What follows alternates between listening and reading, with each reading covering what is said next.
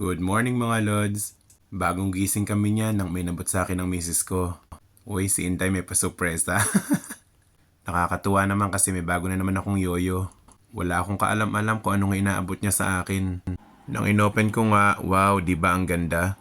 O di ba, sarap gumising kapag ganyan.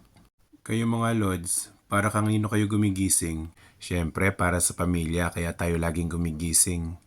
At isinukat na nga ni Kalbong Pogi at sakto naman siya.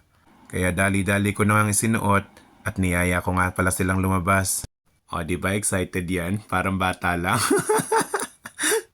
So ayan, lumibot nga kami ng aking anak at ang aking misis. Ang seryoso naman ni baby boy oh. Why you're so pogi? At ayan nga, nagsisimula na siyang maglikot. Siyempre with our personal driver. O di ba? May asawa ka na, may driver ka pa. Maraming salamat nga pala sa aking asawa para sa bago kong yoyo. So yun lang mga lods, maraming salamat. God bless.